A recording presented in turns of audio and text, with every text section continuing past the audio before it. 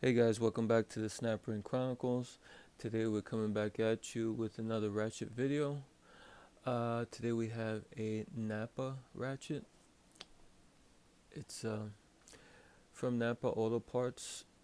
They still do, I think, have their own line of tools. And this is a bit older. This is, not sure, maybe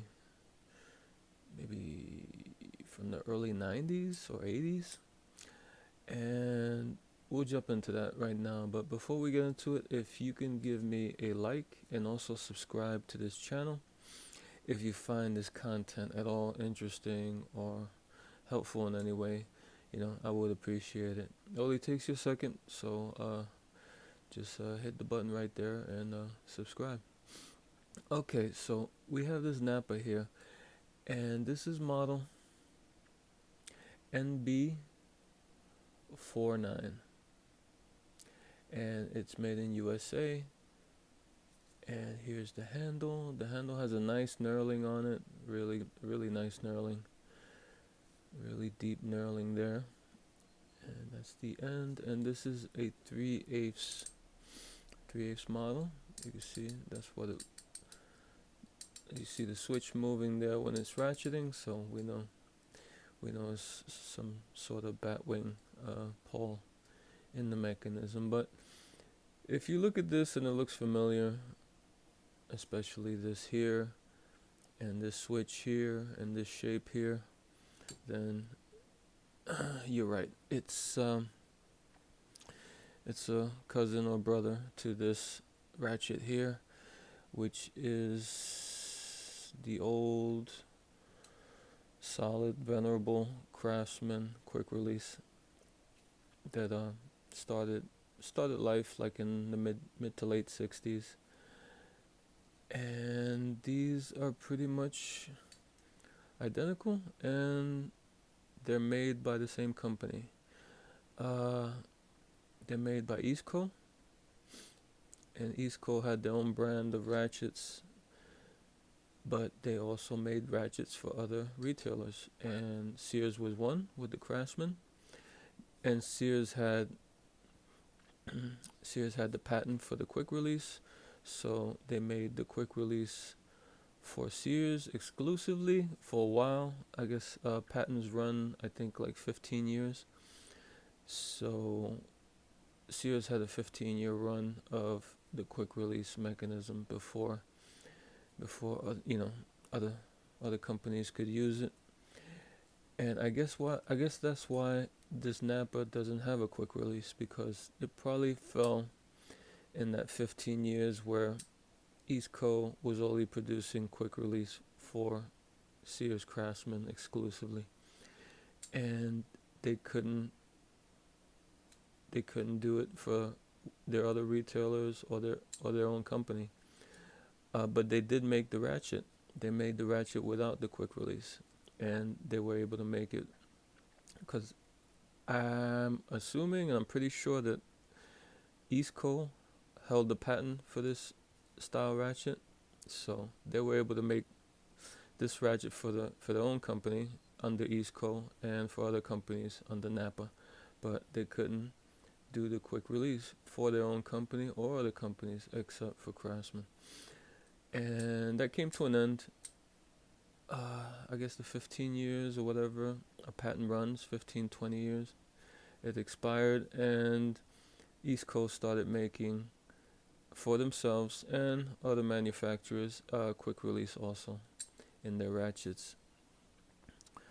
So there's a little bit different here also in the size of these ratchets. You can see this ratchet is a bit longer than the Craftsman. The Craftsman is about 6 3/4, and the NAPA is about 7 3/4, so about an inch longer in length to the Craftsman. And I gotta say, the length and the fact that this has a really nice knurled handle, I kind of like this ratchet better than the Craftsman, even though the Craftsman, as we know, it's a rock solid workhorse for like millions of people. You can find these like at every garage sale anywhere, and they're pretty cheap, and they still work fine. You can find them and clean them up and use them. They'll serve you well if you don't mind the coarseness of this ratchet. It's pretty coarse. I think it's 32 or 36 teeth. So it's not a modern ratchet as far as teeth go and tooth count. You know, you see ratchets now, they go, boy, they're going into the 140s with their teeth count. Not these. These were coarse ratchets, but they were solid. You know, you had ratchets. You could probably find ratchets today that were bought in the 60s, Craftsman's Quick Release, that never been serviced in 50 years, and they're still running fine, you know. So that's just a testament to this design, which is a pretty good design. Okay, to take this apart is pretty straightforward. It's the same as the Craftsman. You take oh,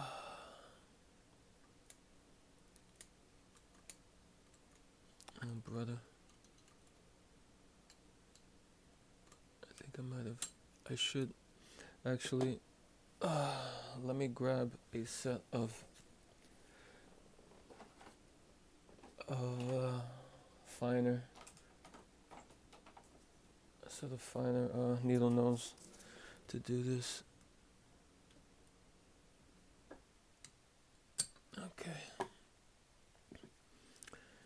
Okay, here's the ring that holds this ring in place and holds the gear in place, and the ring goes around this channel here on the edge. Here it goes in there, and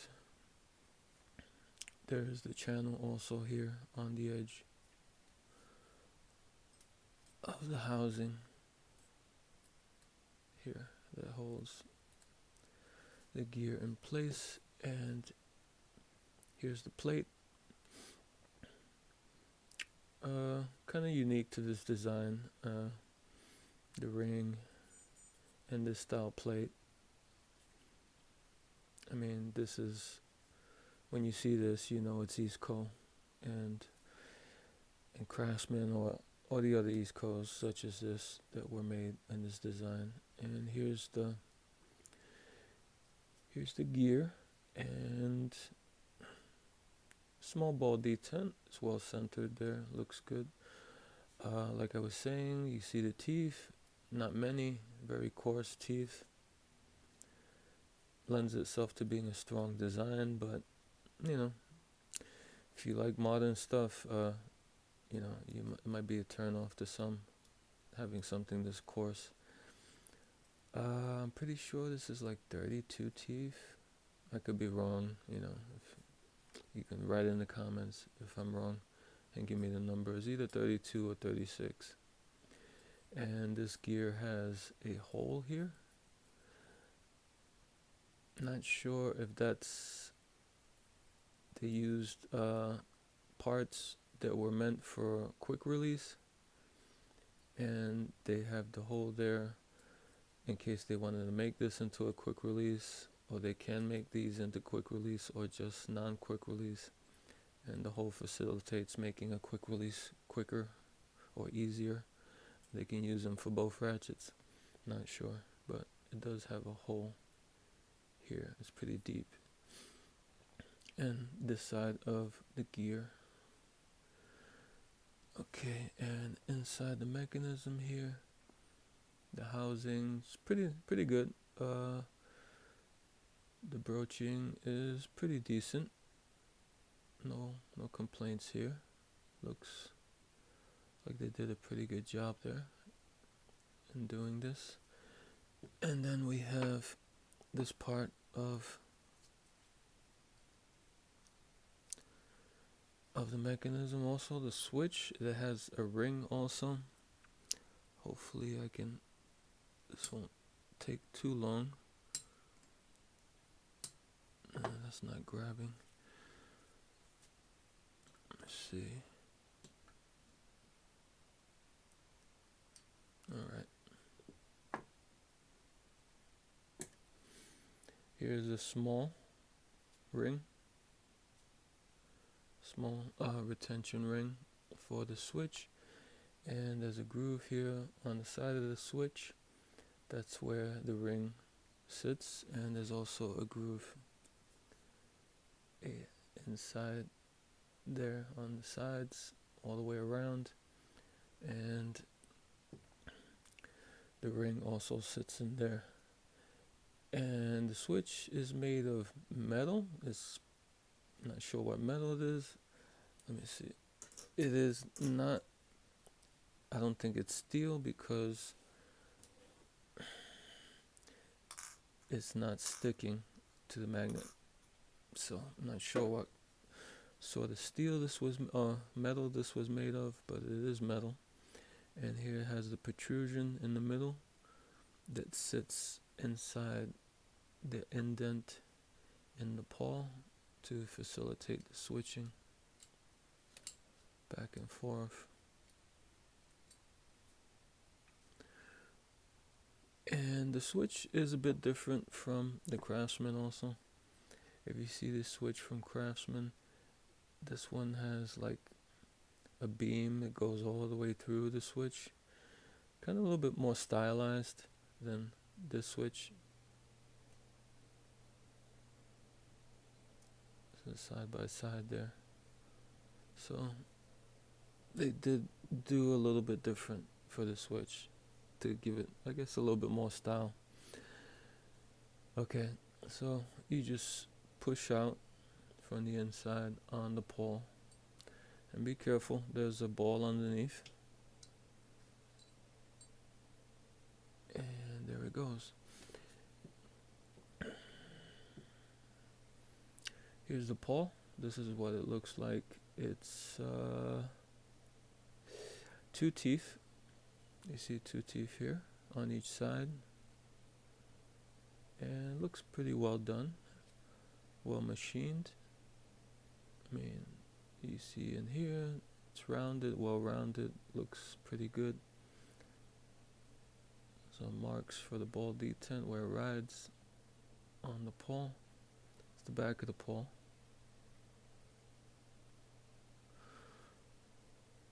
And here's the inside of the mechanism. On the switch side, they have two broachings, one here and one here. Looks pretty decent also. There is the spring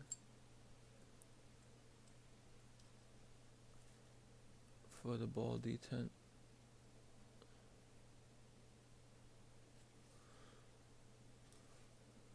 And it rides in that hole there.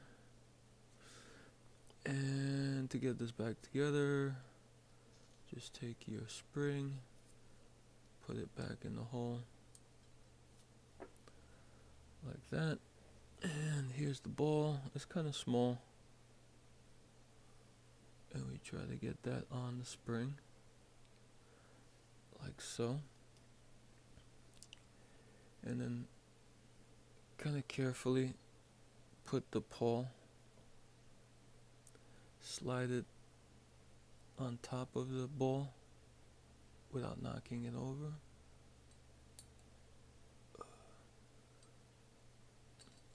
Like that. It might take you a few tries to do that, but hopefully you'll be able to do that. This spring on this particular model, the spring didn't stick out that much, so the ball was kind of sitting in the hole a little bit, so it was easier to put in on some models. I'm not sure. The spring might stick out more and it might be harder to get that pawl on top of the ball with the ball sticking up more. So you might have to finagle it somehow and get a little screwdriver or something to depress the ball down until you can get this pawl in. Okay, now you take your switch, you get the ring onto it like that, and you get like a needle nose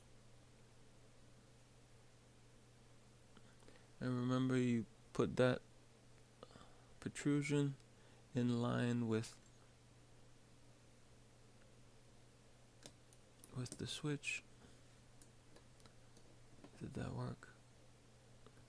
No. Nope. Actually, it'd probably be best if you can take the switch without the ring and get it center it where it's going up and down like this.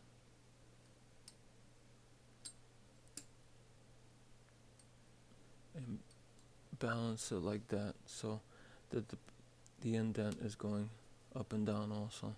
And then you take it out and then you put the ring, retention ring on, and you depress that.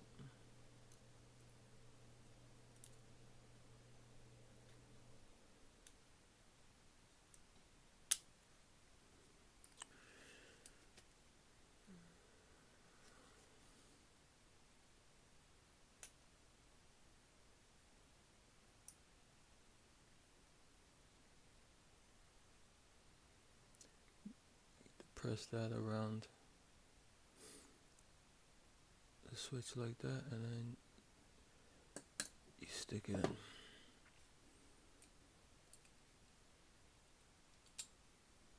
Make sure it's secure.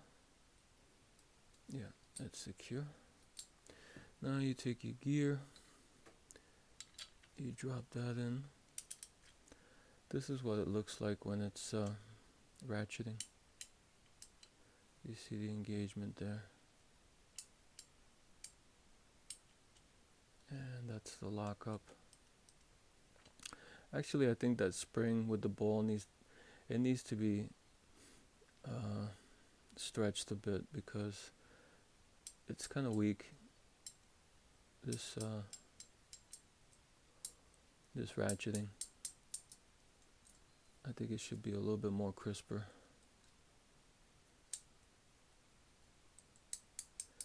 I mean, there's very little back drag right now, which is good, but I think the spring needs to come out a little bit more. It needs to be stretched out. Okay, now you take your ring. Remember, the flat part goes on top of the gear, and this little kind of raised part here goes on the outside. You get it around the ring here.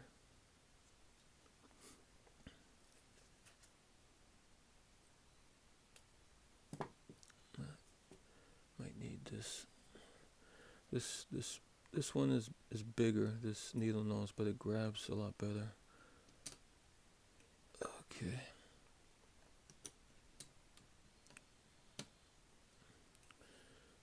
Let's try that again.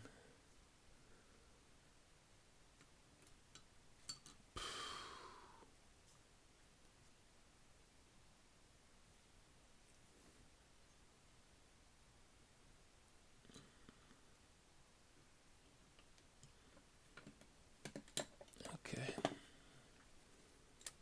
And make sure it's secure. You see if it's ratcheting. Yeah, it's ratcheting. I went over on this video. This is like turned into like a 20-minute video. Okay guys, so there we have it. That's the NAPA NB-49 USA ratchet from Easco, 3/8 drive. Has a good pedigree, good design. Brother or cousin to the Craftsman Quick Release, so a little bit more rare than the Craftsman. You don't see too many of these around, so if you see one, keep your eye out. Alright guys, until next time.